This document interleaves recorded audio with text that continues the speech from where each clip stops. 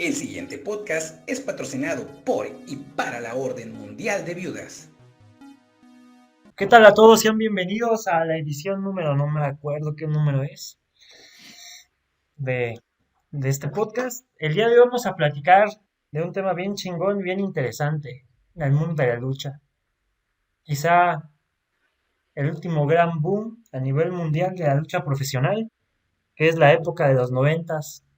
Rubén, bienvenido. Guillermo, bienvenido.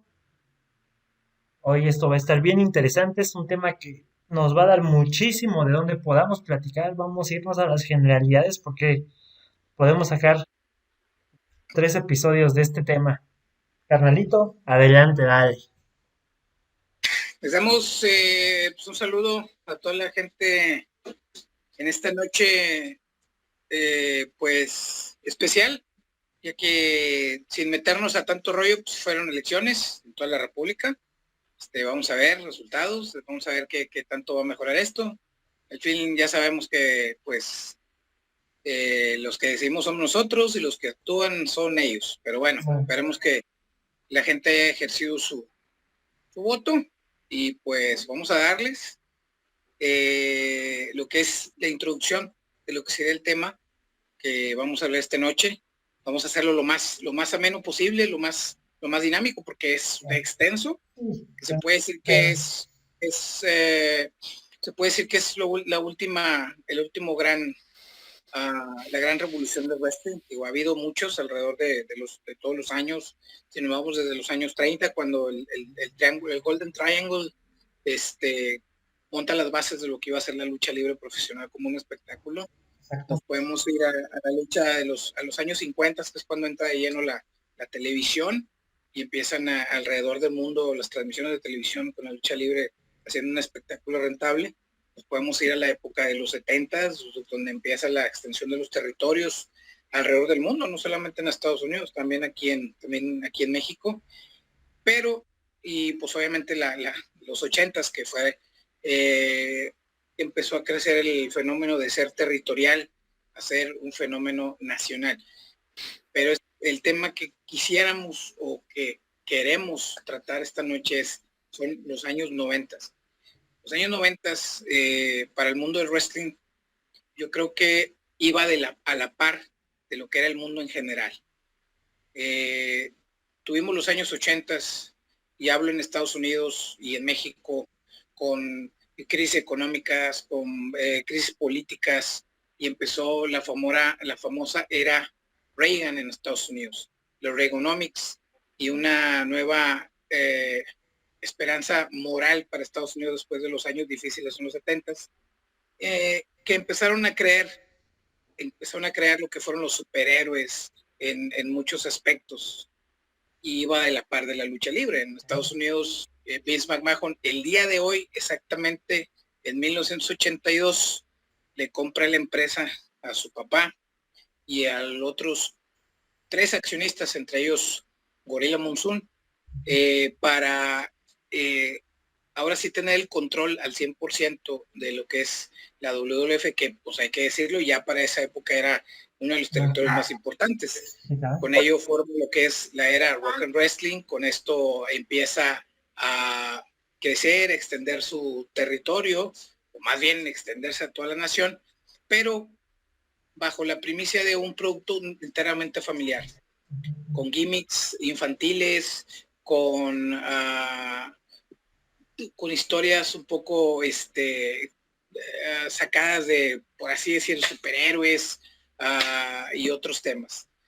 Cosa que le funcionó durante mucho tiempo, estamos hablando de más de 10 años, sí. Pero como todo, empezó a revolucionar el mundo y empezó a cambiar, entre ellos el nacimiento de las redes, el internet, no tanto las redes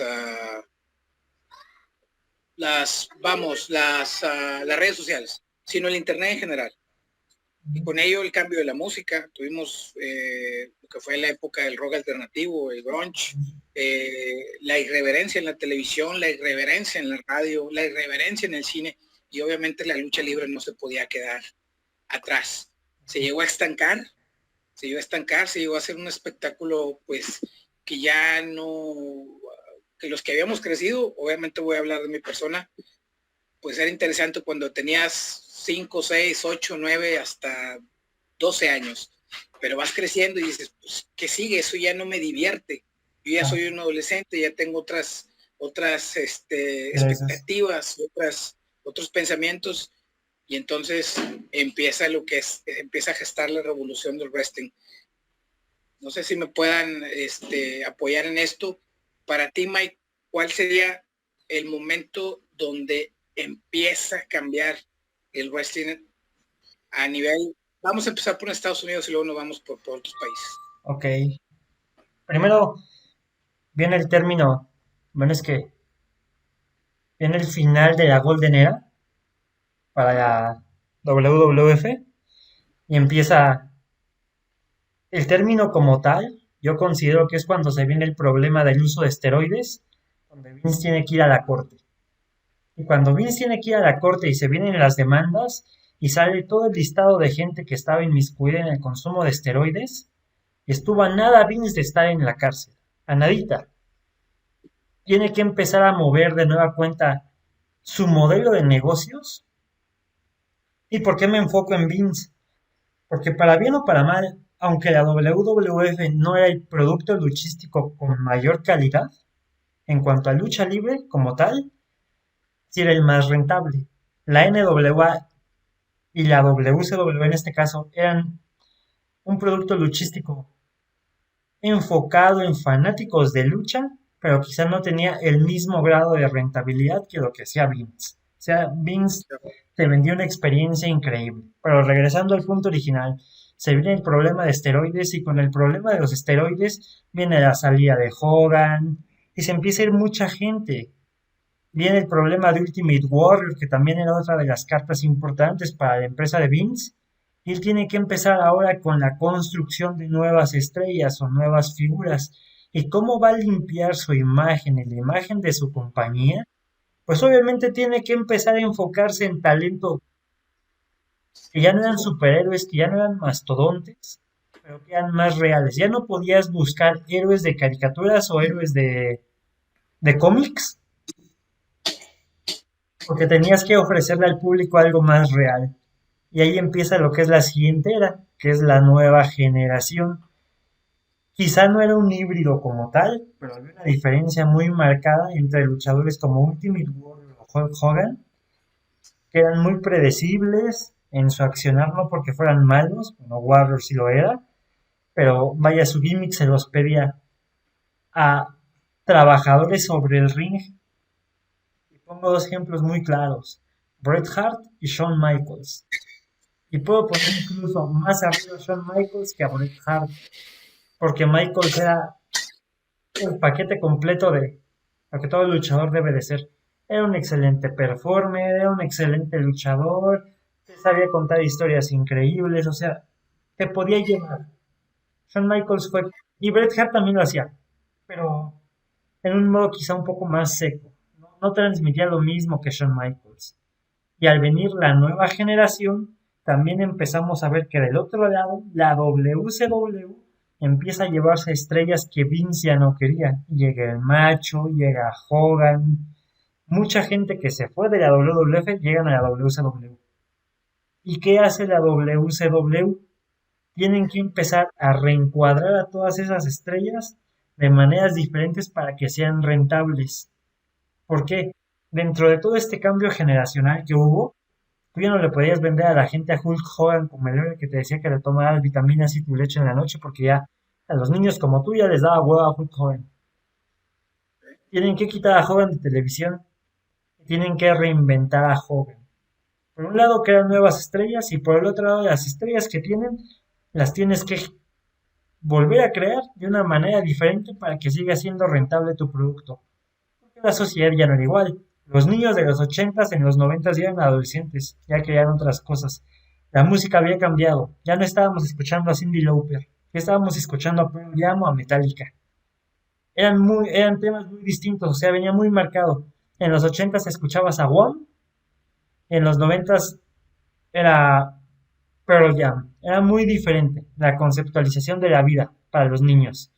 ¿Y qué pasa? Viene un tercer movimiento que se empieza a gestar, que es por parte de Paul Heyman.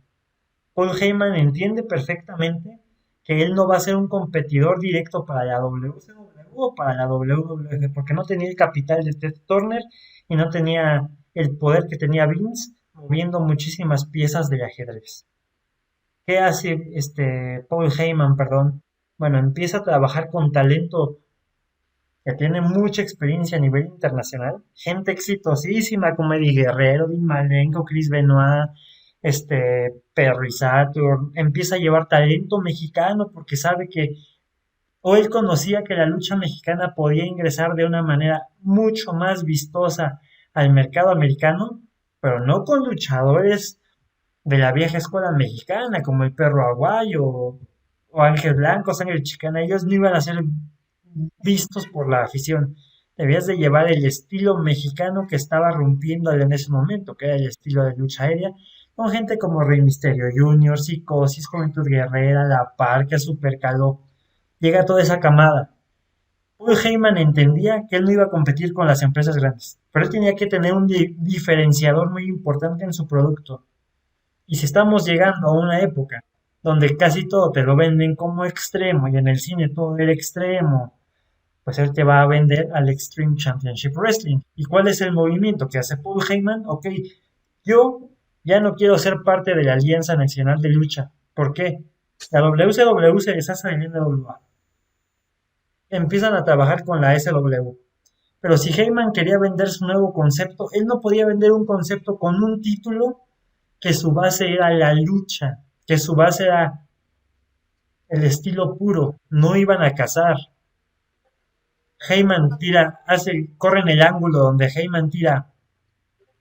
perdón, la franquicia Shane Douglas tira el título y se burla de Terry Funk y de todos los ex campeones mundiales de la NWA.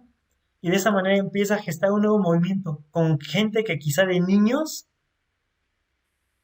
estaban enamorados de la lucha, pero ya ahora como adultos querían buscar algo completamente diferente. Heyman se ganó una base de fans con luchadores talentosos, con luchadores que ya tenían cartel, pero con un producto completamente diferente. Y se empieza a conceptualizar el boom de la lucha en Estados Unidos, que eso impactó de manera increíble en México. Y ahorita, cuando pasemos a México, México también le impacta a Estados Unidos. Y Japón también tiene impacto en Estados Unidos y en México. Es como un triángulo. Cada uno de los puntos principales le impactaron en los otros lugares. El movimiento de Estados Unidos, y creo que por ahí es por donde comenzamos, es el que genera más impacto a nivel internacional, por la globalización que tiene su producto. Pero no podemos jerarquizar cuál es más importante o menos importante, porque cada país Sí, tuvo repercusiones en el intercambio luchístico que hubo. porque por ejemplo, ahorita tocas el tema de que Estados Unidos, o en este caso la ICW, se empezó a llevar gente de México, gente nueva, gente fresca, gente más dinámica, como pues Eddie Guerrero, Rey Misterio, Juventud Guerrera, Nicho, ¿quién más? Super Crazy, o sea, pues a llegar ese tipo de gente, pero sin ellos no hubieran podido lograr el producto que querían. Exacto. Y al igual, los mexicanos no iban a tener esa proyección si no hubiera sido por los gringos. Exacto. Aunque uno de ellos quizá ya había llegado a Japón antes, pero la mayoría también, al estar en ECW, eso también los impulsó a ir a All Japan o a New Japan. O sea, entonces, como dices tú, era una sinergia por ahí, sin serlo, se puede decir que las tres capitales de la lucha en el mundo, que hay que decirlo, o sea, a pesar de que está Canadá, a pesar de que está Puerto Rico, porque ese es otro tema, claro, dentro de la revolución del wrestling en Puerto Rico, en la WWC, de Carlos Colón y de Chiquistar, o sea, ahí te vas a otra, aunque ellos ya venían tomando otros aspectos ya desde los 80s. Digo, ahí está el caso de Bruce Brody, o sea, otro tipo de gente que pasó por allá por Puerto Rico, pero también esa es otra, o sea, la lucha extrema, o sea, lo extremo, y lo extremo en Japón, o sea, se sirvió mucho de lo que fue Puerto Rico, y a la vez Puerto Rico tomó mucho de lo de Onita, o sea, entonces, y luego empezó la gente de Tijuana, la de Benjamín Mora, a agarrar también los conceptos de, junto con Conan. Ese es otro punto muy chingón, que hay que decirlo. Conan es... El parteaguas para México.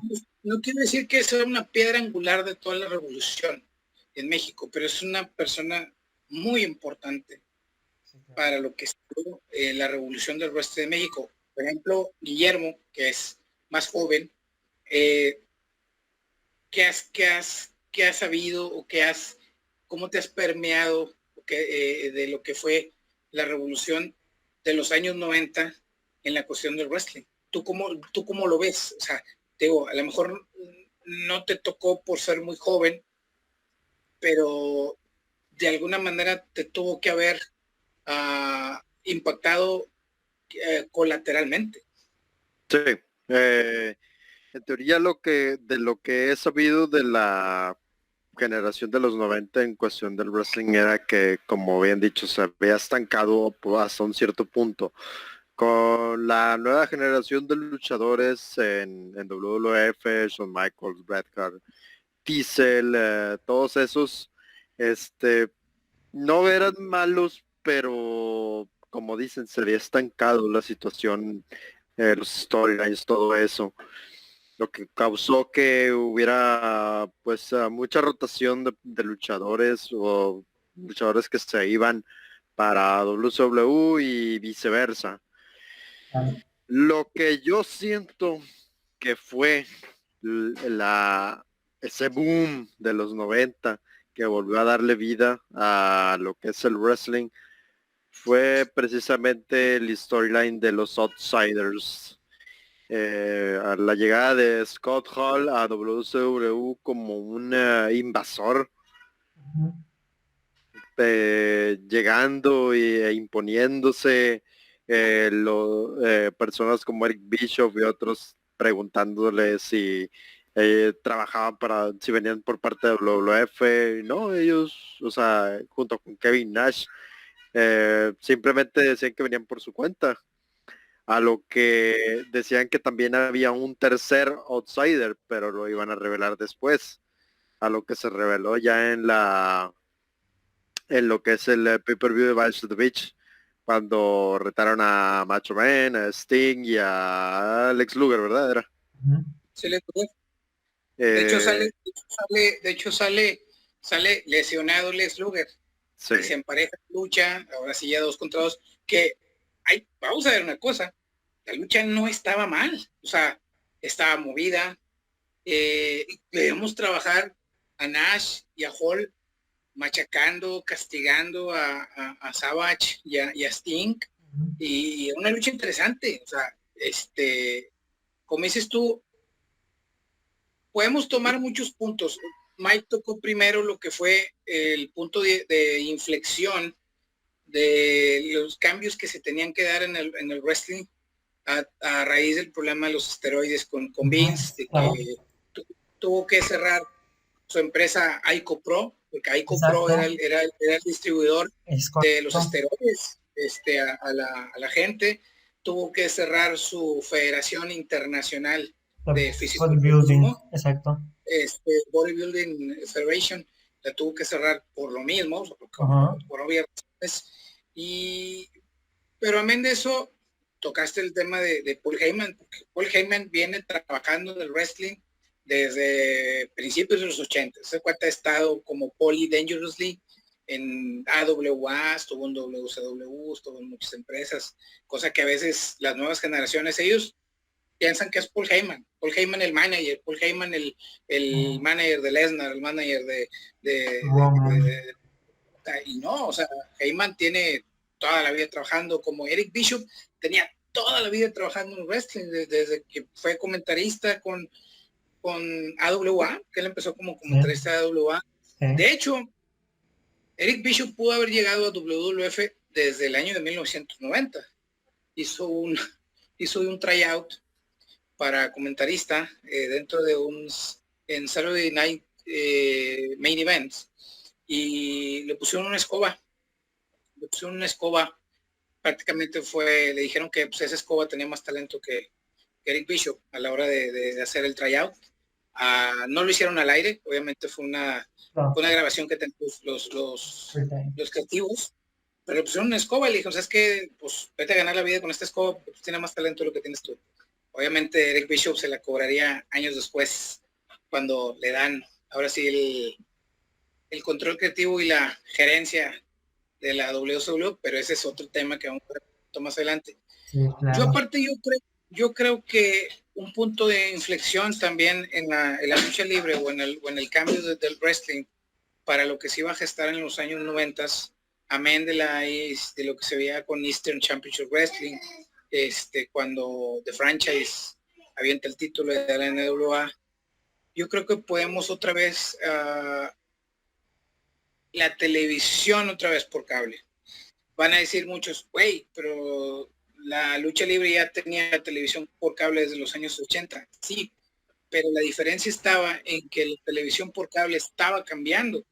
Ya empezaban los famosos reality shows. Exacto. Ya empezaban los famosos programas de controversia como Jerry Springer, como Gerardo, y entre otros, la irreverencia de MTV, la irreverencia de todo eso. Entonces, obviamente tú como creativo de una empresa que, seamos sinceros, pues promueve una violencia ficticia, exacto, no te podías quedar atrás, o sea, no exacto, podías, sobre todo los gimmicks era lo que era lógico decir, un Repo Man, o sea, dices, güey, sí, güey, o sea, como, sí, un ladrón, llega el ladrón y se va a su casa con su bolsa, ¿cómo? O un minotauro, güey, o un cosa así, dices, güey, no mames, güey, cosa que en México, y no es burla, pero seguimos teniendo gimmicks de ese tipo en las máscaras, de decir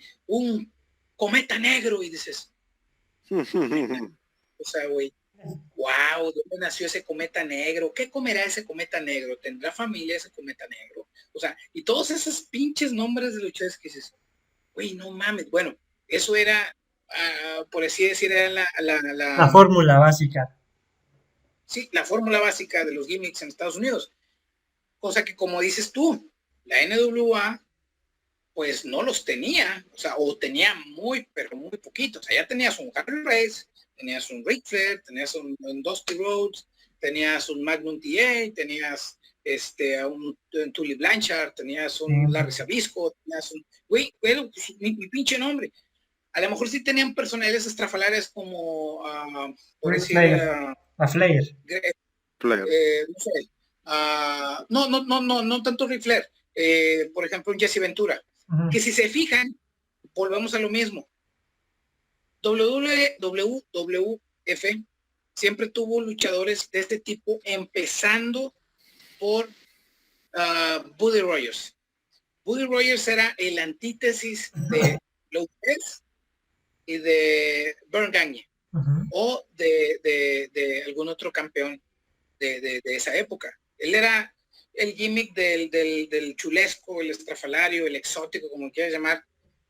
Y WWF siempre trajo ese tipo de luchadores, desde Superstar Billy Graham, después con Jesse Ventura, después con, aunque no nació ahí como tal, pero Hulk Hogan, y nos vamos sobre ese tipo. Luego cayó como anillo el dedo Randy Savage, cayó como anillo el dedo Roddy Piper, que para mí Roddy Piper era de esos luchadores que podía haber estado en una Golden Era, que estuvo en la época de los territorios, con rivalidades muy cabronas y muy fuertes con Chavo Guerrero, con el mismo Ric Flair, con algunos otros, y que podía haber encajado perfectamente en la revolución de los años 90, porque era un cuate que era un adelantado a su época, con los segmentos, con los promos, con la personalidad que era como una bomba de tiempo, no sabías qué iba a pasar con él. Pero, sí, dime. Y aquí hay algo que ahorita decía Guillermo, que llegan los outsiders. y los outsiders, el movimiento de los outsiders, nos empieza a marcar lo que va a ser una invasión o una guerra entre empresas que quizá no se daría hasta después. Pero ¿cómo surge esa guerra entre empresas más allá de el problema de los territorios que siempre existió? En el 92, si mal no recuerdo, Ric Flair sale de la WCW por problemas con el nuevo presidente de la empresa. Se me fue su nombre, el güey que venía de Pizza Hut, que tenía una pésima toma Quería, de decisiones y quería cambiarle el gimmick a Flair. y quería más dinero Flair. Exacto. Y pues vaya, Flair se va y con él se lleva el título. Y Bobby Heenan presenta el título en Primetime Wrestling diciendo que va a venir el verdadero campeón mundial. Y no era el campeón de la WWF, era el campeón, ¿cómo le decía? El auténtico campeón mundial o algo así. No decía, No, era el campeón legítimo. ándale. El campeón legítimo.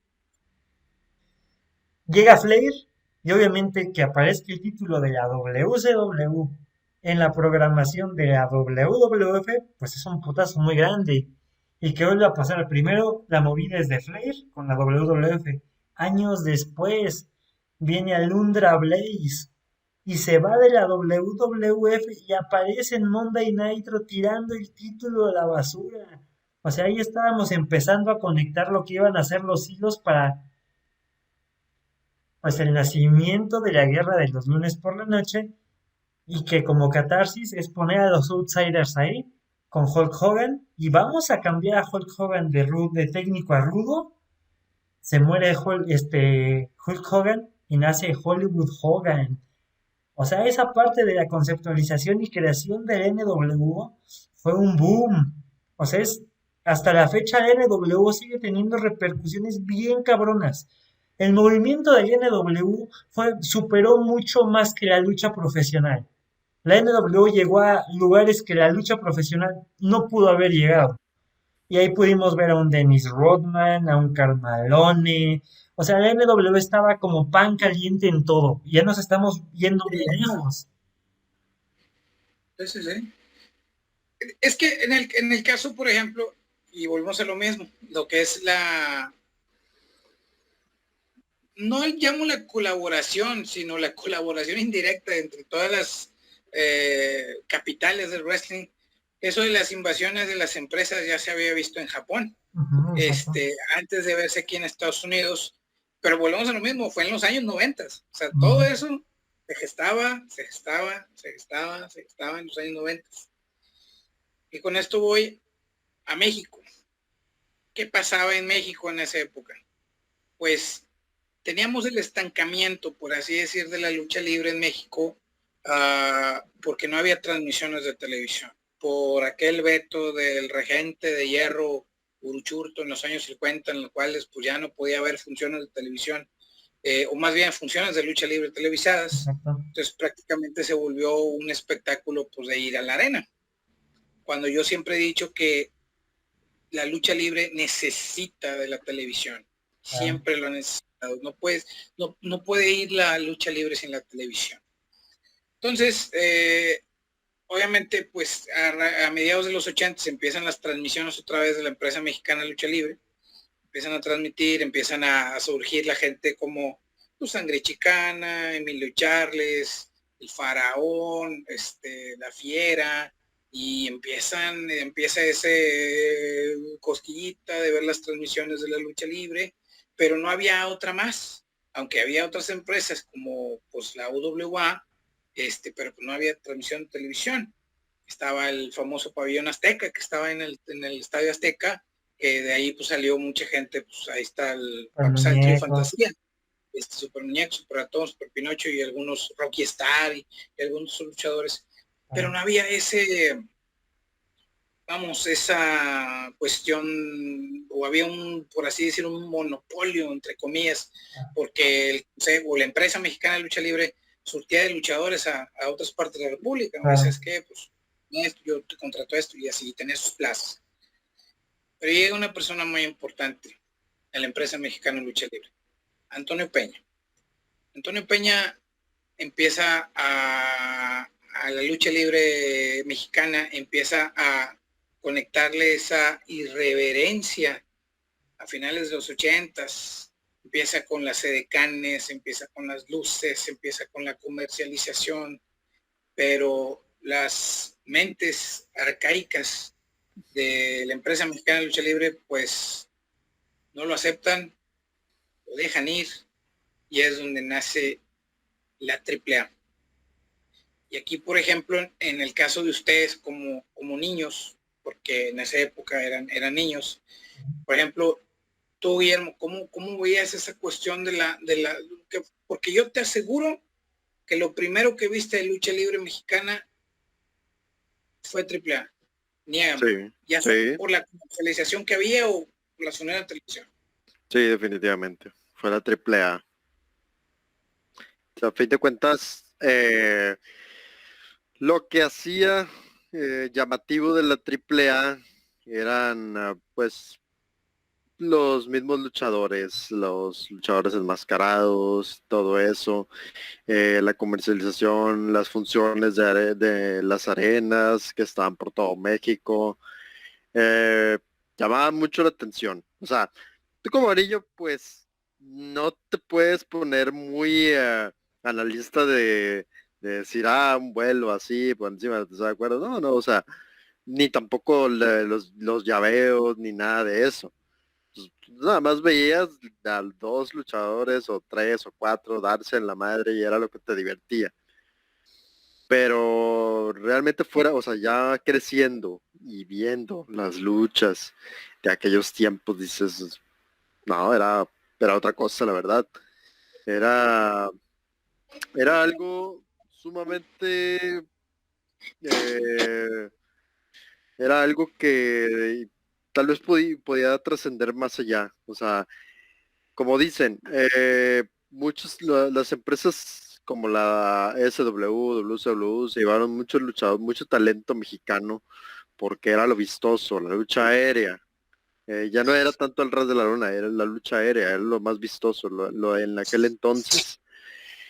Y pues a fin de cuentas, para allá también pegó de cierto modo. O sea, tal vez no tanto porque no podían desplazar a los luchadores, a los musculosos, a los powerhouse o a luchadores de ras de lona, pero lograban crear un complemento entre todo ese tipo de luchadores y hacer un buen show.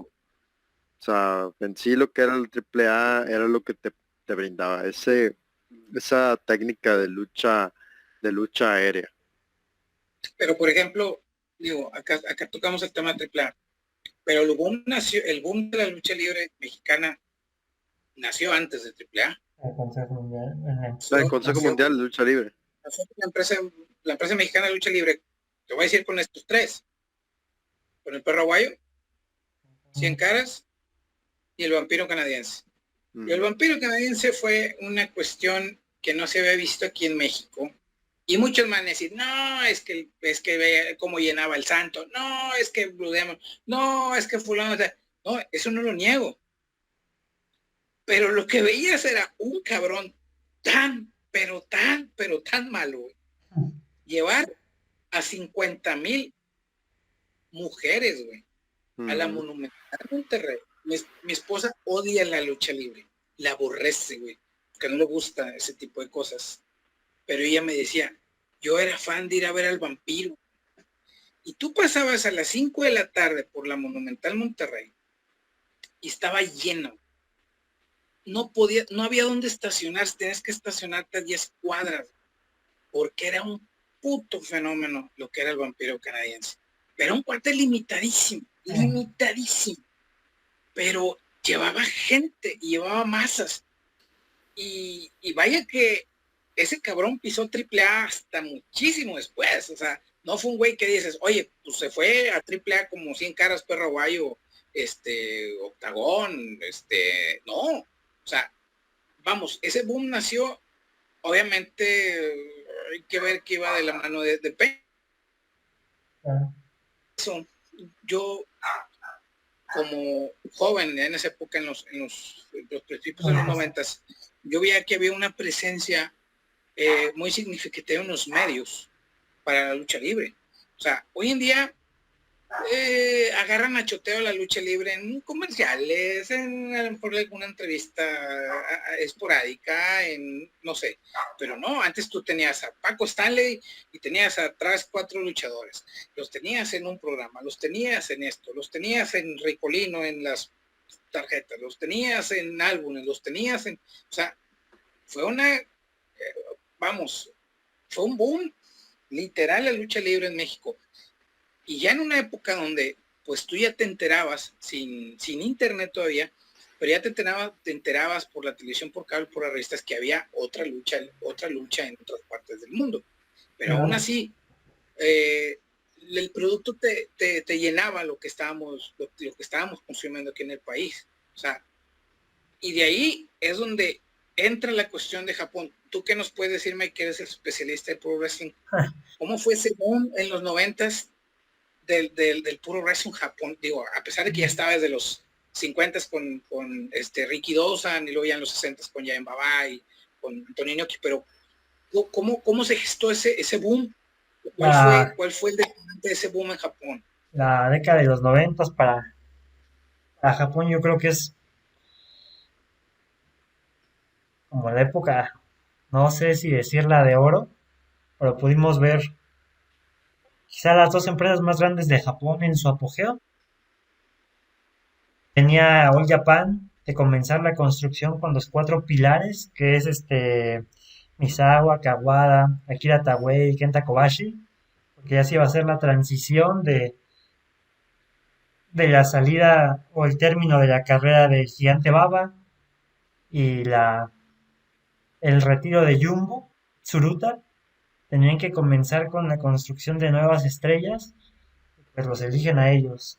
Y al elegirlos a ellos como las caras principales de su empresa, pues también debe de tener gaijins a los extranjeros más, porque realmente esa ha sido como la fórmula con la que trabajó Japón por muchos años, que se sigue utilizando en México hoy en día. Y ya empiezan a trabajar a la par con ellos, con gente como Terry Gordy, todavía estaba Bam Bigelow, a veces trabajando por allá, estaba Stan Hansen. Stan Hansen tuvo una excelente temporada en ambas empresas. Steve Williams, Vader, los Fabulous Freebirds hicieron también campañas ahí en Japón. All Japan, los Steiner después en algún momento llegarían, quizá ya no era la época, los 90s donde iban a llegar las grandes estrellas internacionales, que iban en los 80s a las World Tag League, ya no iban los hermanos Máscaras, ya no iban los Colón, ya no iba los Funk porque ya eran más grandes, ya no podían depender de los gaijins del todo, tenían que construir sus estrellas. Porque, por ejemplo, tú que tocas, por ejemplo, el Japón, o sea, en los 70s, como dices tú, llegó muchísima gente extranjera a All Japan. Sí, bastantes.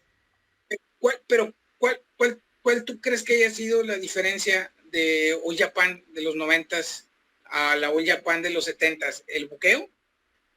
No, el buqueo era igual. Yo creo el desarrollo de las estrellas fue diferente, porque en eras anteriores, pues siempre eran dependientes de las estrellas que llegaran para poner over a sus estrellas. Tú necesitabas llevar a Stan Hansen o a Bruiser Brody para que trabajaran con el Gigante Baba o con Jumbo o con Tenryu. En los 90s ya no es así. En los 90s como ya empiezan pues el tema de los contratos exclusivos en todo el mundo, tú ya no puedes estar firmando estrellas internacionales. Tú tienes que empezar, o el Gigante Baba se ve en la necesidad de empezar a crear estrellas de su compañía, y tiene estos 4 luchadores a las 4 esquinas del cielo. Las 4 esquinas del cielo son el pilar fundamental del Kings of Road o del estilo desarrollado en All Japan. ¿Y por qué quiero mencionar el Kings of Road? Mucha gente que piensa que la lucha japonesa solo es Strong Style. No, el Strong Style es el estilo que se practicaba en la empresa de Inoki, en New Japan. All Japan tenía el Kings of Road, que era movimientos muy duros, pero basados con psicología muy utilizada en la NWA.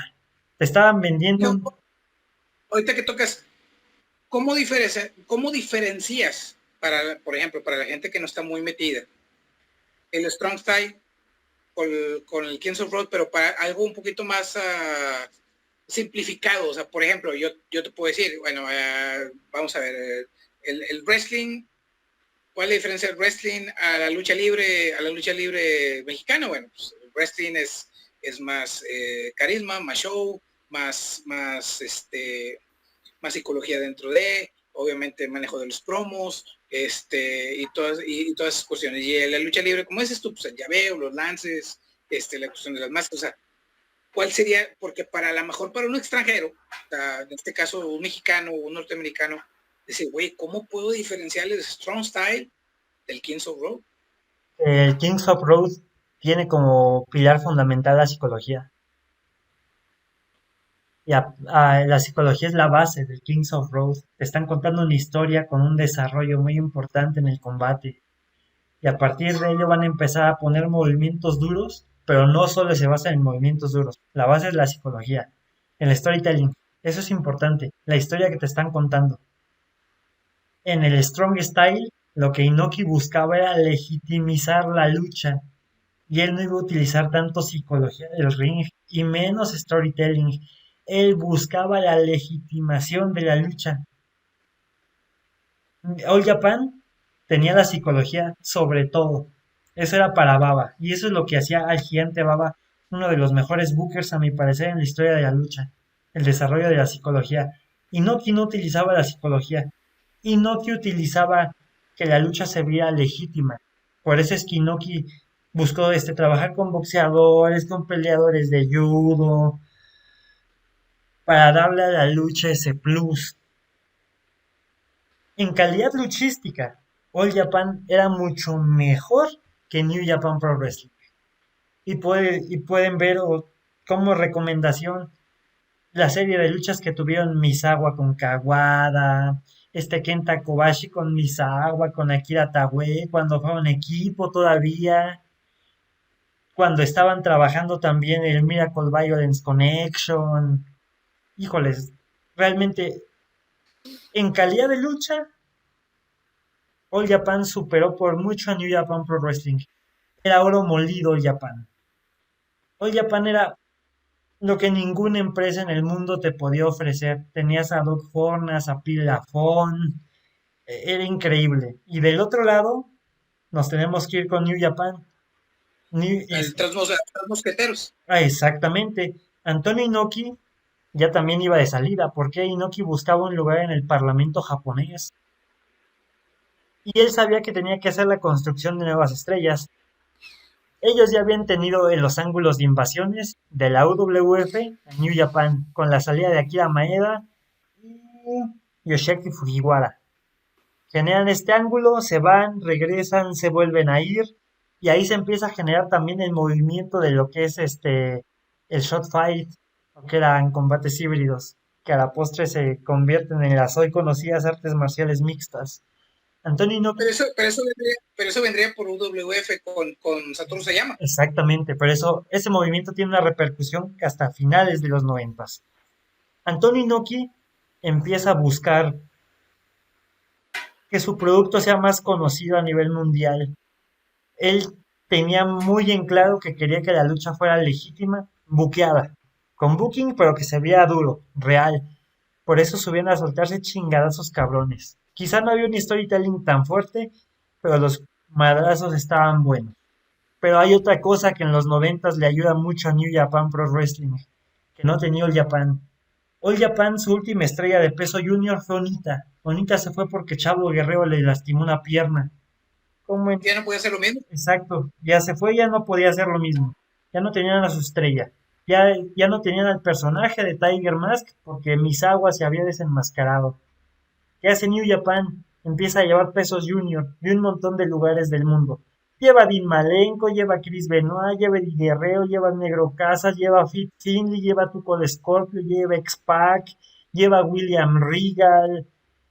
Híjole. Y ahí empiezan los famosos torneos de Best of the Super Juniors. Exacto, el Best of Super Junior empieza en el 88 que lo gana el Samurai Shiro en México, Shiro Koshinaka, Ujú. y después ya viene la revolución de los pesos semipesados allá, que obviamente ya lo estaba haciendo el Tigre Enmascarado, ya después llega el personaje de Yushin Thunder Liger, también es muy importante en esta parte. New Japan fue la capital donde llegaban todos los pesos semipesados importantes del mundo. Si tú querías armarla como luchador de esa división, tenías que irte a trabajar a Japón.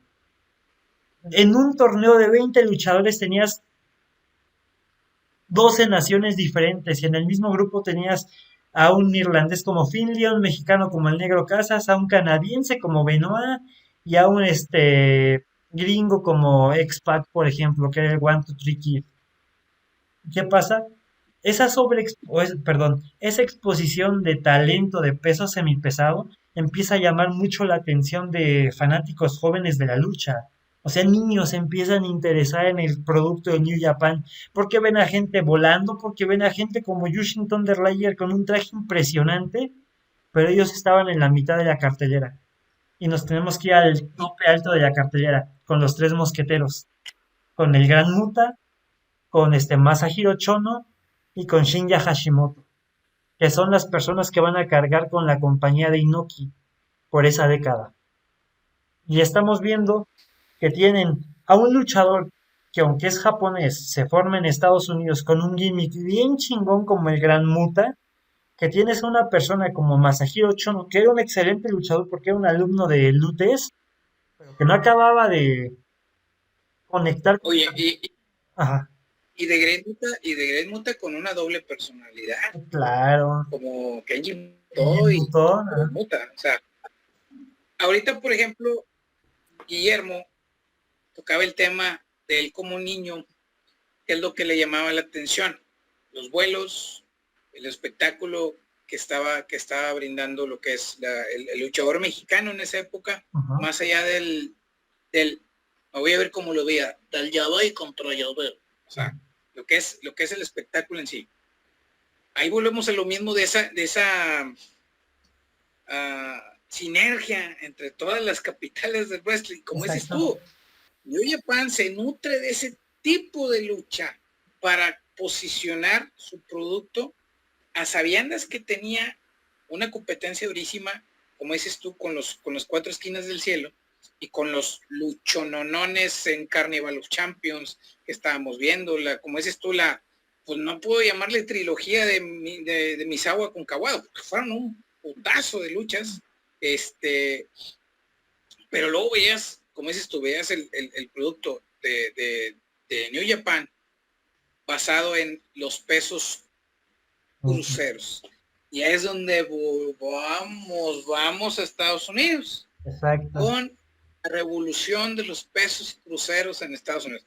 En Estados Unidos siempre la tendencia ha sido luchadores grandes, luchadores que tú, Mike, me crucificaste un día y mi carnal me ha crucificado un chingo de veces cuando yo, si yo fuera promotor, siempre me iría por gente grande y pesada. No, sí. Porque yo tengo una psicología, no me quiero ir viuda, Old school, old school. pero old school. Yo en ese sentido siempre he sido old school porque pues me crié con los territorios, me crié con mi lucha de los 80s y de los 90s.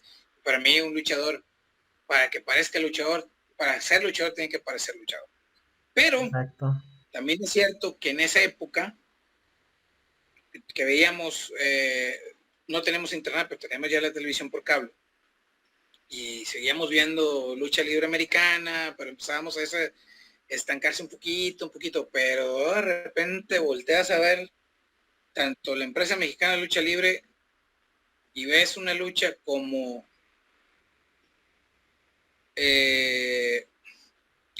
Love Machine y Blue Panther y dices, no mames. wow. Y dices, güey, o sea, fue uno de los buqueos más perfectos en una lucha de 2 caídas que no duró mucho, que no fue una lucha que fueron 30 minutos de una lucha como Atlantis, como el villano tercero. No, güey.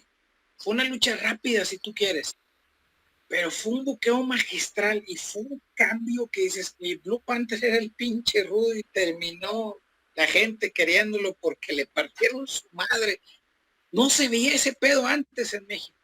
Quizá teníamos luchas violentas, siempre se han dado en México. Digo, si nos vamos a los años 50, pues estaban las madres que se acomodaban Cavernario y Gori Guerrero. Pero ese tipo de psicología, o vamos a través de la psicología y del buqueo, fue lo que te hace cambiar y dices, ay, güey, yo que me crié con la lucha de los 80s en Estados Unidos, yo estoy viendo que acá en México tienen un producto mejor y más atractivo y más emocionante y me llena más. O sea, luego vamos a Perro Aguayo y 100 caras. O Conan. 100 caras y 100 caras y el hijo de su reputísima madre del Rayo de Jalisco, ¿cómo lo odio? Güey. Y vemos, no, si lo odio, que me escuchen todos, lo aborrezco, me caga. Y el día que lo vea el señor, voy a saltar y lo voy a meter un... No, no es cierto. Caga las bolas, así lo voy a decir, me caga las bolas. No es cierto, me caga las bolas, él, yo no lo conozco ni me conoce, pero lo que representa él me caga, pero eso lo voy a explicar un poco después. Pero empiezas a ver todo ese pedo, y empiezas, como te digo, tu producto interno, por así decir, en el país te empieza a llenar, y dices, su puta madre, qué pedo, o sea, esto está emocionante, güey, o sea, yo quiero prender Galavisión a las 12 del día un domingo, güey, porque sé que va a estar con madre el pinche show, güey. Y los gringos se dan cuenta de eso. Dices, ¿sabes qué, güey?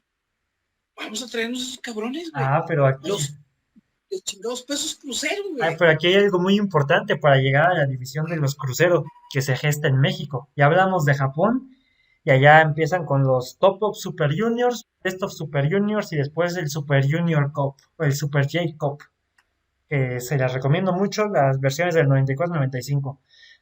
En México. Son las mejores porque estaba Eddie Guerrero y estaba Sí. Exacto. Se le considera el mejor torneo de 2 noches en la historia de la lucha. La versión del 94. La final de Sasuke contra Benoit. Pero nos venimos a México de nueva cuenta, casi a la par.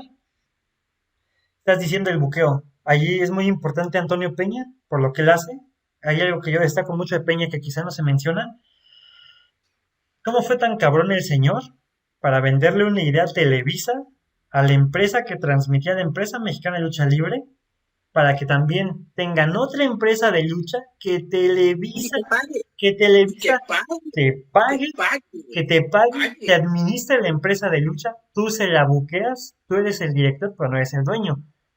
Y no tienes que hacer o no quieres que salga de programación la empresa mexicana de lucha libre. Yo creo que a México es el único país donde se ha dado que la misma cadena televisiva transmita a las dos empresas más grandes de lucha libre.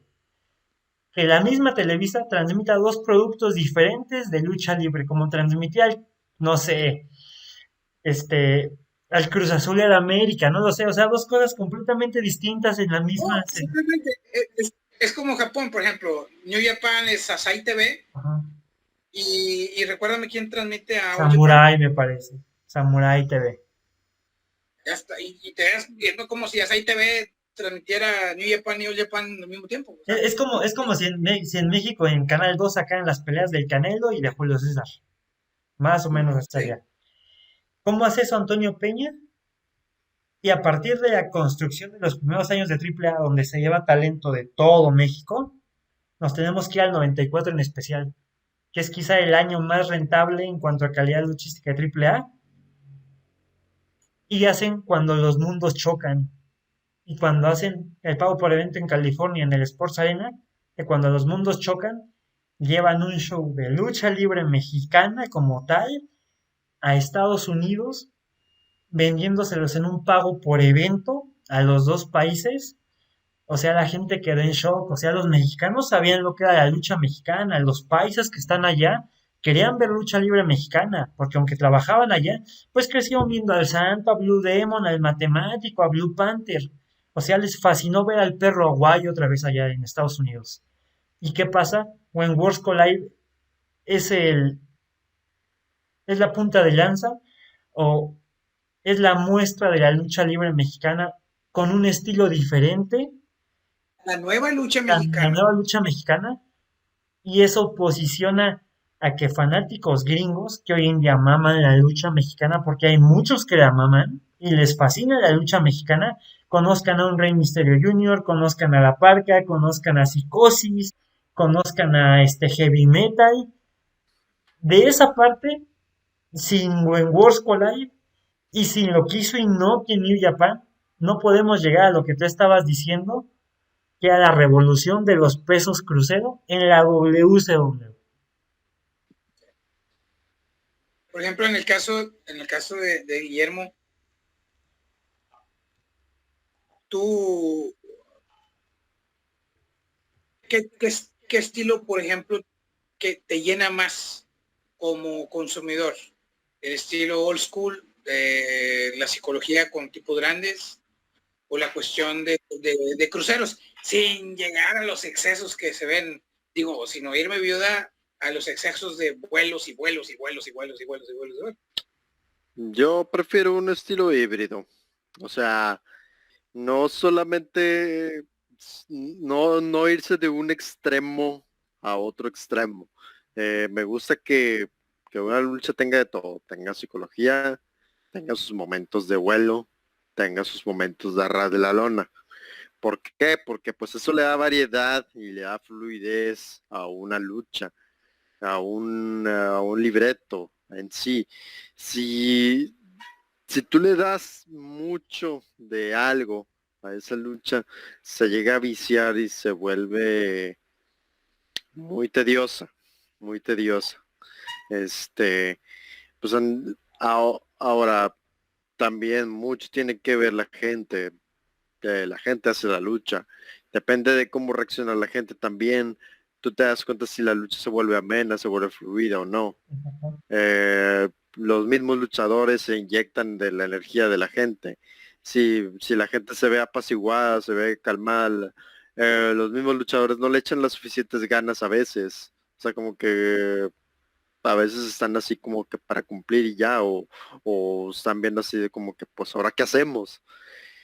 O a veces terminan rápido la lucha. Sí, o sea, yo prefiero que haya. Hay luchas rápidas muy buenas, o sea, no Sí, sí. necesariamente, no necesariamente tú tienes que tener una lucha de más de 15 minutos, tú puedes tener una lucha de 8 minutos y muy buena. Voy a poner un ejemplo: Halloween House del 97, Eddie Guerrero con Rey Misterio. O sea, fue una lucha rápida y ahí lo sabe que en la biografía los dos salieron bien cagados porque les dieron bien poquito tiempo y dijeron, chinguen a toda su puta perra madre, vamos a sacar la mejor lucha de nuestras vidas. Y cosa que ya no lo pudieron repetir. O sea, y no quiere decir que luchas en misma WCW hayan sido malas, o luchas en WWE entre ellos dos hayan sido malas, pero lo que vimos esa noche, yo creo que fue uno de, y es al otro tema que quiero pasar, hablando de los 90. Fue uno de los ejemplos de cómo se estaba gestando un nuevo estilo de lucha a nivel mundial. Porque puse el ejemplo del buqueo de Loma Machine y Blue Panther. Y ahorita estoy poniendo el ejemplo de lo que vimos, o los que vimos en su momento esa lucha en Halloween Havoc, que dijimos, ¿qué sigue, güey? ¿Qué pedo? O sea, acabo de ver vuelos, intensidad, castigos duros. Esa lucha Eddie sacó todo su repertorio que había sacado como Black Tiger. Vimos un Black Tiger sin máscara esa noche. Y vimos un Rey Misterio que había hecho las maravillas que había hecho en AAA en el año 94, en el año 95. O sea, vimos perfección en muy poco tiempo, pero dejaron la vara altísima dentro. No hablo en WCW porque ahí ya son los pedos del pinche buqueo pedorro y donde los tenían rezagados a los cruceros. No, yo hablo en el mundo. O sea, yo te puedo decir que para mucha gente, o para muchos luchadores, años después te van a decir, güey, un referente mío fue esa lucha de Halloween Havoc. O no sé, por ejemplo, tú, Guillermo, quiero ir ahorita contigo y ahorita que nos digan qué otros referentes de lucha vi que digas, esto revolucionó al mundo de la lucha libre en los 90? En los 90s.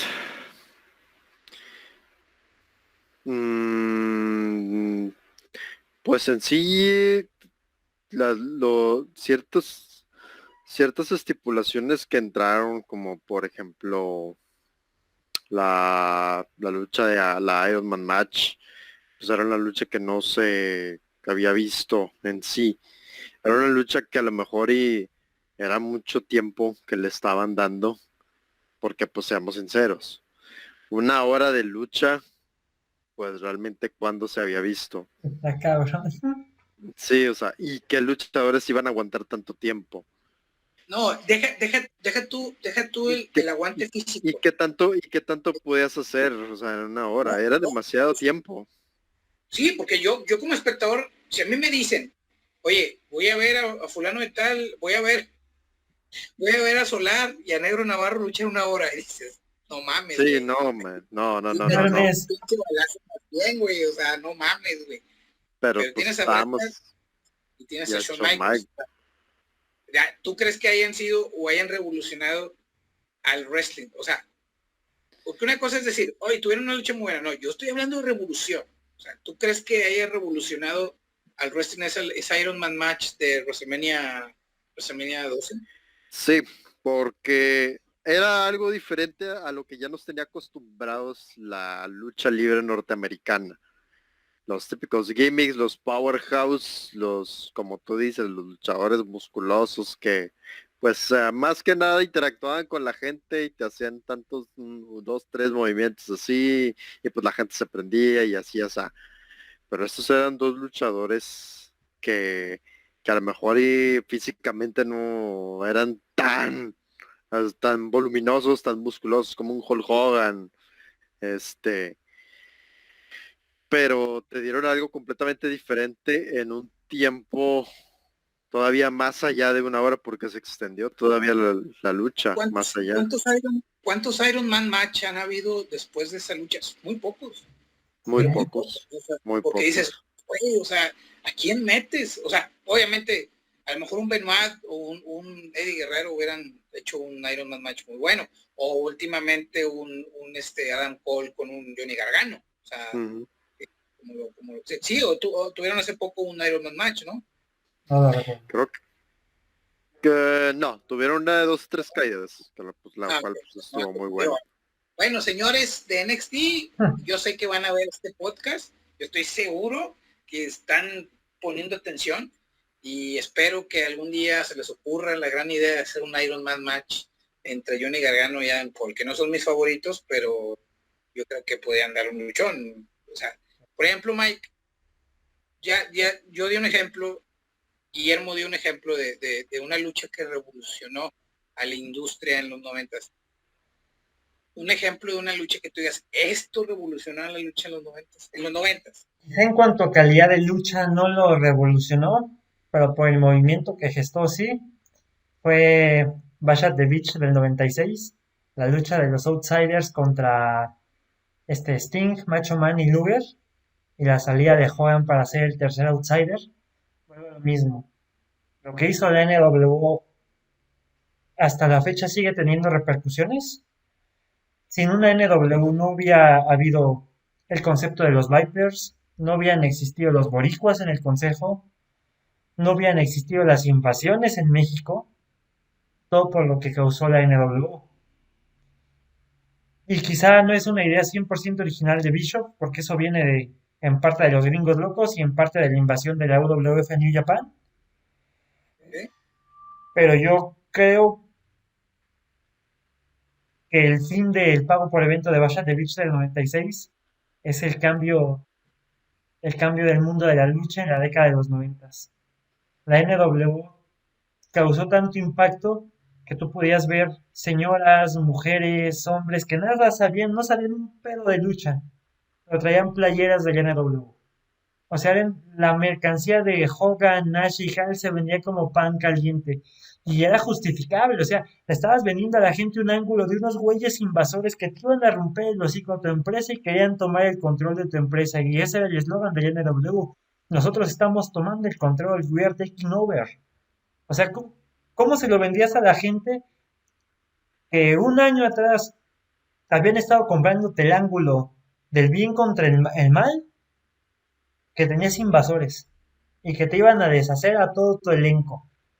Yo creo que lo que hizo el NW, ni Generation X lo logró hacer, ni el Bullet Club lo logró hacer, ni los Vipers, ni los Perros del Mal, ni los Boricuas o algún otro grupo que pongamos.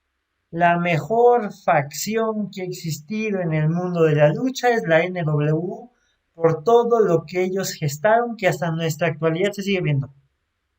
Tú pones a la NWO, o sea, estamos hablando de la NWO, Nash, Hogan y Hulk. Sí. O sea, no ya. No, NWO, ellos tres. O sea, tú los ves por encima de los Four Horsemen de Ole Anderson, Arn Anderson, Tully Blanchard y Ric Flair. Exacto, claro.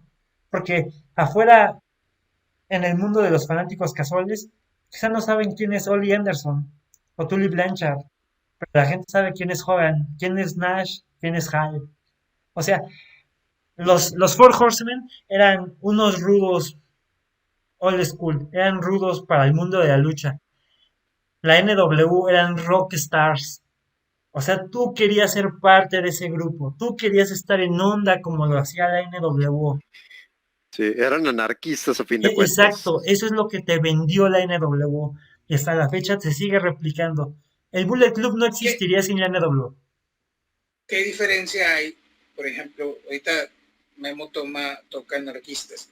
¿Qué diferencia podrías o se podría decir de la NWO y DX? Por ejemplo, estamos hablando DX, ¿no? Ajá. Pinche DX para niños pedorros del 2006, ¿verdad? Estamos hablando DX de China, Triple H y Shawn Michaels, o sea, por ejemplo. Y Rick Rude. Tú Memo, ¿cuál sería la estructura?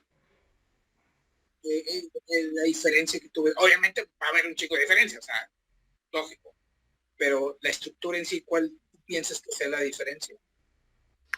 A mi parecer, DX sí era un grupo de degenerados llegando a hacer la fiesta, por así decirlo, yendo de alguna manera contra el sistema, pero no tan al extremo como pues, lo fue en la NWO. O sea, que ellos llegaban pues, a destruir todo, a irse contra los luchadores, todo. Eran un virus del cual infectaban al resto. Era la mala influencia, era como que la manzana podrida del salón. Me acordé del promo de Vince en su oficina, cuando decía Vince, esta empresa me quieren quitar mi creación, y yo a esta creación le voy a inyectar una pequeña dosis de veneno, porque lo que yo creé yo lo voy a destruir. Y se voltea la silla y dice, antes de No Way Out del 2002, pero ya me fui muy adelante. Yeah. Por ejemplo, yo voy a poner otro ejemplo de lucha que para mí revolucionó a la industria. ¿Puedo hacer un comentario antes de que pases esa parte? ¿Sí? Que decía Guillermo con lo de la NWO y Generation X.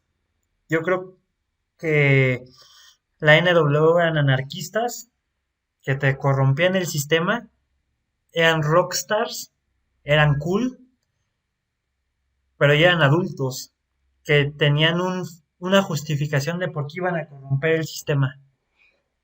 Y The Generation X por poder. Exacto. Por poder.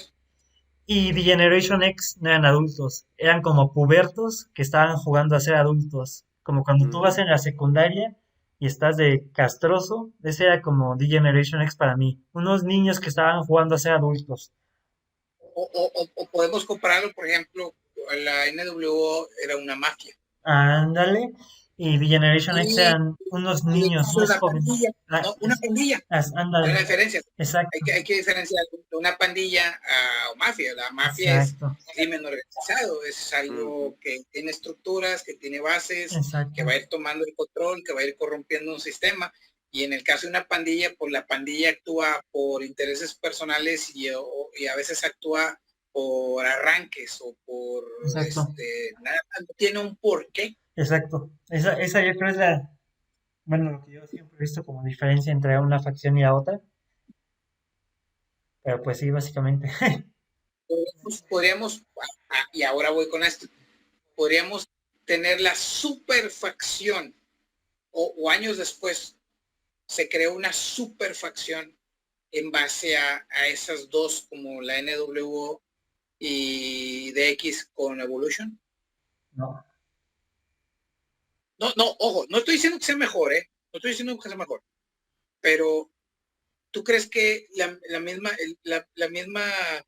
estructura de facción como fue Evolution tomó algunas bases del corromper el poder de la NW con la irreverencia quizá de DX, o es va más encauzado en una evolución de los Four Horseman? ¿Cómo lo podrías Yo decir? creo que, Eso yo creo precisamente. que es eso, como dice Tomó Guillermo. las bases del Four Horsemen. Te cuenta que le dieron la vuelta, o sea, no atravesaron los 90s, sino que dieron la pinche vuelta de los 80s hasta que estos son los Super Horseman, por así decirlo, unos Horseman Ándale, con esteroides, por así ándale. decirlo. Algo así. Por ejemplo, ahorita que hablamos de luchas, o sea, porque quisiera que habláramos de luchas y momentos que empezaron a revolucionar. Otra lucha es la lucha de escaleras de WrestleMania 10 con Shawn Michaels y con Resto Ramón. Y van a decir, hey, ¿cómo revolucionó si ya se habían visto luchas, ya se había visto 2 años antes? Una lucha si no me recuerdo, porque mucha gente dice que fue la primera lucha de La escaleras en primera fue WWF. Shawn Michaels contra Bret Hart. Exactamente, ya habían tenido una lucha de escaleras. Y en territorios, por ejemplo, como en Memphis, luchas de escaleras y un terreno. Exacto. Pero para mí fue una lucha que revolucionó a lo que se iba a ver más adelante con las TLCs, con las estipulaciones de algún objeto extraño, las mesas, escaleras, o sea, esa lucha digo, no sé si el cara de Cráter de Dave Meltzer la haya tenido como lucha de 5 estrellas. Tengo entendido que sí, que esa lucha de Michaels con Resto Ramón es de 5 estrellas. O sea, o sea, los que vimos en su momento esa lucha fue una puta locura. O sea, dices, güey, no mames, güey, cómo se castigaron, cómo usaron la escalera no solamente como un artilugio para ir a agarrar un cinturón o para castigarte, no. Hicieron un arte el castigarte con una escalera y empezaron a sentar las bases de lo que iban a ser las luchas de escalera después, que tanto se repitieron en 90s y principios del 2000. O sea, yo sí pondría esa lucha como una revolución que no que no se había visto, pero que la llevaron al extremo, como en muchas otras cosas de los 90. Acabas de sacar quizá una catchphrase muy chingona para la lucha, que la lucha puede ser un arte para castigarte. Porque básicamente eso fue lo que reflejó esa lucha. Hay un movimiento de Shawn Michaels, yo, amén de la plancha que se avienta desde arriba, pero hay un movimiento donde Shawn Michaels se deja caer con la escalera encima del Resto Ramón. Ok, sí. Y no lo habíamos visto, o sea, normalmente dabas un escalerazo, o azotabas un cabrón arriba de la escalera, o sea, el uso que le dieron a la escalera fue otro ojo, y fue una sola escalera. Sí. Ha habido luchas de escalera donde tienen una grande y una chiquita y sacan esto, como la que sacó Booker T, una escalerita. Ándale. Todos, vamos a sacar la pinche escalerita que sacó. Pero fue una sola escalera. Sí. También. Y no era una escalera, y eso era una escalera enteramente de aluminio. No era una escalera de madera como la que usan hoy, que la hacen parecer enteramente de aluminio, ¿no? Eso fue una escalera entera de aluminio. O sea, si pues vamos a toda la historia que conllevó a esa lucha, o sea, se robó la noche, o sea, fue una WrestleMania no muy buena, pero te acuerdas de esa. Es más, yo creo que todo el mundo se acuerda de esa lucha, y no se acuerda de lucha ni de Luger con Yokozuna, ni de Yokozuna con Bret, o sea, de vaso, porque fue algo que, vamos a lo mismo, para mí revolucionó. O sea, fue un paso más allá de la revolución que se estaba dando el wrestling en los años 90. Exacto. Volviendo, por ejemplo, tocamos ahorita luchas y nos podrían dar las 4 o 5 de la mañana con luchas que para mí revolucionaron. Tocaron el tema de ahorita de la NWO, tocaron el tema sobre todo de Bash at the Beach. Pero, por ejemplo, aquí en México, ¿cuál sería ese momento que revolucionó a la lucha libre en México, amén de lo que ya habíamos visto desde 1933 para acá? Yo creo que, como tú decías, primero la lucha de Blue Panther con Love Machine, que es donde se comienza a notar ya el boom de la lucha en México, cómo es el buqueo, cómo te venden la historia que hasta hoy en día sigue creyendo la afición de que el martinete es una movida letal, Prohibida. es una movida prohibida. Después pasamos a la lucha de máscaras entre máscara contra cabellera de perro aguayo contra Conan, que también fue increíble por las emociones que le generó a la gente y cómo los niños lloraban cuando Conan le quitan la máscara. No quiero poner, no sé si estoy completamente de acuerdo o del todo claro. Triple Manía 1 con la estelar, con el retiro de Conan. O sea, la Plaza México estaba atascada de gente, lloraba la gente por ver lo que pasó, cómo se metió Snake Roberts. Y yo creo para culminar la última lucha que considero como una obra de arte de México, hechura de Triple A, los gringos locos contra el Hijo del Santo y Octágono. Sí. Yo, por ejemplo, pues no sé, ahora, por ejemplo, Memo, que si tú pusieras una lucha de los 90 en México, para ti, ¿cuál sería algo que impactó, que revolucionó? Aparte de, digo, no sé si estés de acuerdo con esas, o para ti que digas, puta madre, o sea, eso fue algo que no se volvió a ver otra vez, o que dio parte a lo que se iba a ver después. Sí, pues es que, bueno, ya prácticamente dijeron las luchas que pues sí. Yo tengo una más y ahorita se los voy a decir y se van a quedar. Se van a ver. Se van a quedar así como que, güey, dale. Dale tú, Guillermo, dale. ¿Cuál? No, ¿cuál? ¿Cuál digo? Sí. Abismo Negro, Pentagón y los ¿También? ¿También? Sí. ¿También? Yo te voy a decir una cosa. Teníamos, por un lado, un programa de televisión pero tan nefasto como Duro y Directo. No sé si ustedes se llegasen a acordar de ese programa. ¡Qué bárbaro, güey! Era, haz de cuenta, la revista de Órale y Fama y todas esas chingaderas, pero ahora transformada en televisión. Ahorita las pinches generaciones de hoy dicen, qué basura de televisión con Chavana y las noches de fútbol y multimedia. No, güey. Basura lo de esos pinches programas, güey. Y empezamos a ver la construcción de una rivalidad de dos pendejos que dices, ¿qué pedo con esos güeyes?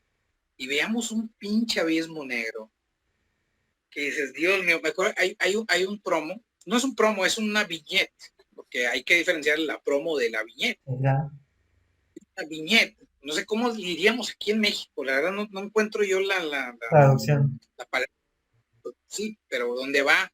A la redacción de Duro y Directo, Pentagón y Abismo Negro, y empiezan a ver los dibujos que mandaban los niños, porque en esa época pues no se ya existía el correo electrónico, pero todavía los niños mandaban cartas con los dibujos de los Brennan y ponen un pinche dibujillo mal hecho de un niño de primaria y el pinche abismo negro empieza a agarrar la pinche mesa de dibujos y las empieza a romper, y les empieza a decir niños basura. No mames, cabrón, o sea, dices, ¿qué pedo? Llega en la pinche lucha, no, fíjate, ahí sí se me va el que ven, ¿fue un verano escándalo? No lo recuerdo. Mm, No lo recuerdo. Yo creo que fue un verano, a ver si ya la raza que cuando vea el podcast que me corrige, creo que fue un verano escándalo. Y vemos un pedazo de lucha. Yo sé que los puristas van a decir, ¿qué pinche payasada es eso? Y que la chingada, que nada más. Güey, vimos a Abismo Negro clavar a un cabrón civil que en su perra vida se había parado en un ring. Porque la lógica que se había visto en las luchas de gente de la farándula con luchadores era la que el de la farándula triunfa sobre el mal y pone en su lugar a los malos. No, este hijo de su perra madre voltea, pinche Brennan, lo clava, lo lleva un camello, el vato así, güey, convulsionado, el carnal llore y llore, ay, hermano, está muerto. Y luego todavía Abismo Negro se sale y en la pinche camilla le empieza a golpear y lo y hacen el pinche paneo de las pinches gemelofans, pero llorando así como lo está matando, güey. O sea, si alguien dice que eso no es oro puro, está bien pendejo para ver el espectáculo. Sí, claro, o sea, lo es. Yo te lo puedo decir, o sea, si tú tomas inmediatamente a la gente y le preguntas, oye, dime un pinche recuerdo de una lucha de AAA en los 90, te van a decir esa, te la van a decir. Sí. No te van a decir kickboxer, no te van a decir, se les va a venir así, cabrón, esa pinche lucha. Sí. Tuvo quizá la misma repercusión, guardando sus proporciones a la rivalidad de Kaufman con Jerry Lawler en los 80 en Memphis, o sea, pero fue algo así que dices, te pasaste de verga, o sea, yo sí la pondría dentro de esa revolución de los años 90 en la lucha libre aquí en México, y que posteriormente vimos hasta el cansancio aquí en la ciudad de Monterrey con las famosas payasiluchas. Sí. Es que tocas una parte bien importante en la lucha en México, ¿no? Pues es bien recordada el combate de los Brennan. Y me acuerdo que al final Pentagón sube muy arrepentido y les pide perdón. O sea, el vato sale fuerza guerrera y se putea con Pentagón. Antonio Peña sabía cómo vender emociones. Y él sabía que su empresa era para vender emociones. Quizá era basada en lucha libre, pero vendiéndote emociones. Y hasta la fecha se recuerda. Y como tú dices, la gente no se acuerda de las luchas de Negro Navarro con Solar. No. Pero todos nos acordamos de los Brennan contra Pentagón y Abismo. Y reconozco que aunque los Brennan estaban pendejos para luchar, Abismo cargó con todo ese pedo. O sea, Abismo era oro molido para AAA. Si no hubiera fallecido, Abismo hubiera cargado en algún momento con AAA. Yo te voy a decir una cosa, para mí, mucha gente va a decir, no, el mejor rudo en la historia de AAA es Ciber, o Conan cuando dio el cambio a rudo. Yo creo que el mejor rudo para mí AAA ha sido Abismo Negro, para mí. O sea, era un cabrón que te proyectaba, amén de que era un luchadorazo, porque tú lo veías en Japón, era un luchadorazo, lo veíamos en TNA, cuando cada vez que participó en la Copa la American X Cup, la American X Cup. Sí, exactamente, y lo vimos dando unos luchones, no mames, o sea, era un cabrón que te manejaba un estilo híbrido muy chingón, pero lo veíamos con una personalidad impresionante que no pudo explotar siendo recuérdame, Winners. era Winners. ¿Perdón? Winners. O sea, tú decías, güey, pues este señor Palomeque no, con Winners, pues no te proyectaba nada, güey. Con Abismo Negro fue algo que dices, ¿qué pedo? Y te voy a decir una cosa, era un luchador botarga, güey. El famoso luchador. Sí, güey, o sea, vamos a ser sinceros. Tú podías tú puedes tener un máscara sagrada en 4 o 5 plazas diferentes, güey. O podías tener 4 o 5 alebrijes. O podías tener un chingo de octagones, güey. O parcas. Pero tú, o parcas, güey. Pero tú te dabas cuenta, güey, quién era Abismo Negro. La voz, personalidad, cómo se burlaba. Esa tenía algo que amén de la psicología, tenía algo que otros luchadores después han tenido. Esa intensidad, güey, con la que hacía las cosas. Porque tú puedes ser un rudo muy malo y muy carismático y la chingada de la madre, pero en tu trabajo no le metes una intensidad, y Abismo lo tenía. Abismo tenía una pinche intensidad que se hijo de su puta madre, o sea, yo me la trago que es un hijo de su puta madre, o sea, como a su tiempo te tragabas a Chicana, yo decía, yo en mi puta vida espero encontrarme a Sangre Chicana en un pinche callejón, oyendo a agarrar, Dios me libre el día que vaya a una pinche cantina y esté Don Sangre Chicana, pase yo y le tire la cheve, güey. O sea, no, cállate el hocico, güey. Me mata la chingada, me saca un pinche filero de 2 metros y me mata. Y el güey, digo, sí me explico. Sí, claro. Es esa cuestión que tenía Abismo Negro. Pero nos vamos, por ejemplo, otra vez, nos vamos a Estados Unidos. Hablamos de WWE, WWF, hablamos de la WCW con tanto los cruceros como con la NWO, pero la ICW. Yo creo que la ICW sentó las bases de también lo que iba a ser. Yo creo que fue yo siempre lo he dicho, la ICW era el laboratorio de todo lo que después se gestó, tanto la guerra de los lunes por la noche, el crecimiento de WCW, inclusive las luchas aquí en Puerto Rico, aquí en Tijuana. Pero por ejemplo, que amén de Shane Douglas cuando le tira el título de la NWO para presentar el título de la ICW. ¿Cuál crees que haya sido ese parteaguas, amén de la lucha extrema, ¿no? ese parteaguas de lo que se vería con la ICW en los 90s? Por ejemplo, tú, Mike. Yo creo que algo que marcó mucho lo que hizo la SW, pondré la crucifixión de Sandman.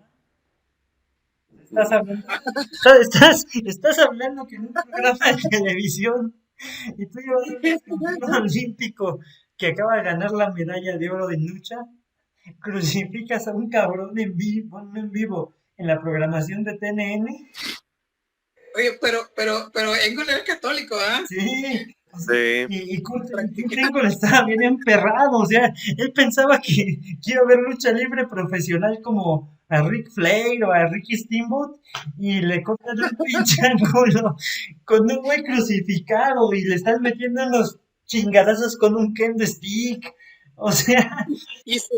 Y el hijo viendo, güey. Sí, y el hijo se va con Raven en vez de estar con el Sandman, o sea, ese ángulo, que es muy controversial, Vince lo replicó cuando el Undertaker crucificó a Stone Cold, o el Undertaker crucificó a Stephanie, pero estábamos hablando de que es en un mundo pero la simbología que llevó la crucifixión de Sandman. O sea, por ejemplo, acá vimos una crucifixión de Stephanie o Stone Cold, si tú quieres, espectacular, fastuosa, ¿verdad? Tú la ves ahorita y dices, güey, parece un pinche show de A Chorus Line en Las Vegas. No, lo que vimos de la crucifixión de Sandman, o sea, todo sale Phil Alfonso, güey, sale toda la gente, lo empiezan a crucificar, y luego cómo lo llevan paseando, güey, por toda la pinche arenita. No sé si fue en Filadelfia, en el salón de bingo. Lo llevan por la pinche arenita en Filadelfia, y luego todavía lo cuelgan al güey, la chinga, parecía un pinche encobijado que colgaron en un pinche puente aquí en Ruiz Cortines, güey. Pinches malandros, güey. Dices, no, y luego tienes al pinche Curengo, no me imagino el vato, o sea, bien bueno el vato, o sea, ahí está olímpico, ya voy Güey, a entrar a la lucha libre. Llevas a un Y vato luego de repente cristiano. y ves a madre y dice, La madre, ¿qué estoy no, haciendo? se la fue a hacer de pedo Heyman. Ajá. Y Heyman se escondió en la oficina y Heyman dice, pues yo no sabía, ¿cómo chingón no iba a saber que iban a hacer eso, güey? De hecho, una semana después Raven sale a dar disculpas. Raven sale a dar disculpas de lo que había pasado, pero sí es cierto. Yo te voy a decir para mí otro momento que revolucionó a la lucha libre y que hoy en día si lo haces, güey, no mames, güey. Yo creo que le cierran el changarro. La famosa riña de Alfonso con Beula. Ok. No mames, güey. ¿Qué? Pinche Beula, ¿cómo hizo sangrar a Bill Alfonso? Qué bárbaro, güey. No mames, güey. Fue algo choqueante, güey. Fue algo que dices. Y que no eran luchadores los dos, güey. Sí. Y que no eran luchadores. Eran pinche ballet los dos, güey. Este pinche Un referee contra una ballet. Pero eran dos putos ballet. Y ahí vimos. Yo creo que, digo, ya habíamos visto a Public Enemy con muchas luchas violentas. Ya habíamos visto a mucha gente con Tommy Dreamer, a Sandman, pero es Sabu, que puta, pinche Sabu, ya me lo acababa muerto, Chris Benoit, pero bueno, le rompió. Ahí se ganó el apodo Chris Benoit desde Clipper, o sea, Sí. cuando rompe el Sabu, pero ese nivel de violencia sin sentido en la bronca que tuvieron Beula con Bill Alfonso, no mames, güey, dices, qué pedo. Y le metían cada pinche martinete a Beula, güey. O sea, y le hacían lo que querían a Beula, güey. De hecho, le destapaban y ahora sí que, pues, qué bueno que es internet y no nos censuran cuando le destapaban las chiches a Beula, güey. Así literalmente en un, no sé si eso alcanzó a salir en televisión, no sé, pero qué bárbaro. O sea, era cosa que no se veía. Y otra cosa que tenía la ICW era no solamente la violencia o la ultraviolencia, bueno, aunque no llegó a ser ultraviolencia como una CZW o algunas otras empresas que seguimos adelante. Sí, no, sí, ya. En la ICW tú tenías a ese tipo de lucha hardcore, pero luego en la misma noche salía un Psicosis con un Rey Misterio, dando un pinche concierto de vuelos, una velocidad endemoniada, y luego veías a un Stone Cold, bueno, a un Steve Austin, dando una lucha buenísima con Mikey Whipwreck. No mames. Y luego de repente veíamos en esa misma noche a un Eddie Guerrero con un Sí, no mames. Güey, la ICW tenía todo en una empresa. Tenía todo en una empresa. En una empresa independiente. En una empresa independiente. Y ahorita, porque mucha gente recuerda la ICW con violencia. Dice, la ICW violencia. No. O sea, inclusive los fans de la ICW tan salvajes como eran en ese tiempo, te sabían apreciar una lucha que brindaba un Benoit, un Malenko, un Jericho. O sea, y tan es así que el día que se despiden Guerrero y Malenko, no creen, please don't go, y decías, puta madre, o sea, yo creo que los 90s en el mundo, o sea, estamos hablando del wrestling, yo creo que fue la época más prolífera para ver wrestling. Hace poco escuchaba a no me acuerdo en qué revista vi, que decían que hoy en día era una buena época para enamorarte del wrestling. yo creo que como los 90 no va a volver a pasar otra vez. Y no me quiero ir viuda, no me quiero ir así como que, pero era algo que yo creo que no se va a volver a repetir jamás. O sea, estaba estaba en la boca del mundo el fenómeno del wrestling, de la lucha libre, en México, en Estados Unidos, en Japón. No sé qué piensan, digo, porque ya llevamos casi 2 horas y ya mañana quiere chambear. No sé qué me puedo decir de esto. Digo, ya lo vi con ojillos de sueño. No, para nada. Está muy bueno esto. Sí, la verdad es de que la época de los 90 fue el boom, no solamente en el wrestling, sino en radio, televisión, música, todo eso. Y como dicen, la irreverencia estaba por todos lados.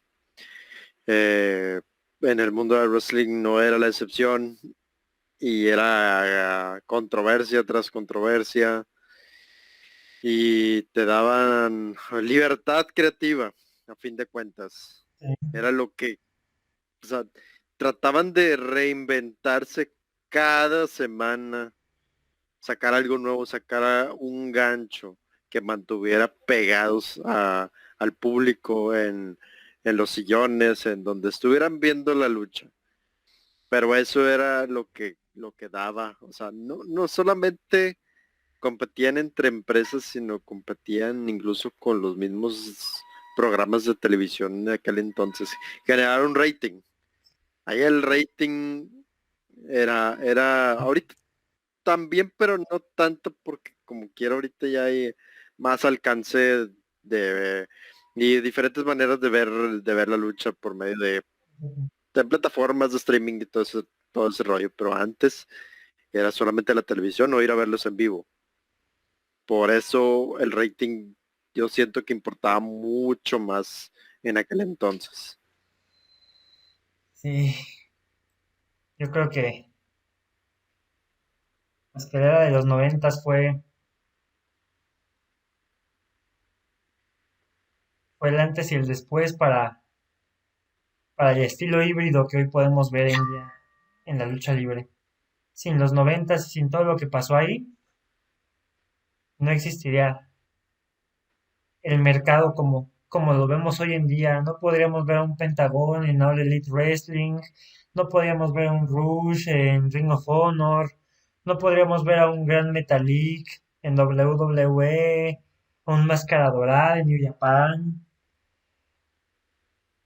Al menos yo considero que no tuve una mejor época para haberme enamorado de la lucha que la de los 90 porque pues ahí me tocó crecer a mí. Ahí fui niño y me tocó vivir eso. No, no me quejo de lo que hay hoy en día, es muy bueno. El producto es excelente y me fascina también ver producto de antes, pero tengo un cariño muy especial a la década de los 90 en cuanto a lucha se refiere, porque ahí fue donde comenzó lo que, pues, vaya, hoy en día me fascina, Yo, profesional. yo voy a ser un poco más específico, ya para cerrar, ya para acabar, porque ya casi son la 1. Digo, hablando de temas chingones, se nos va cabrón el tiempo. Desgraciadamente es domingo y pues así que se tienen que Sí. levantar temprano. Pero yo creo que yo crecí con la lucha de los 80s y fui un niño y me enamoré de la lucha en los 80s por todo lo que me tocó. Pero en los 90s fue como el despertar sexual de las personas.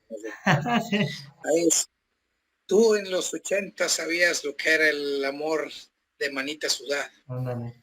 Y en los 90 supiste lo que era un pinche atracón con madre, un pinche transformado. Eso era lo que era.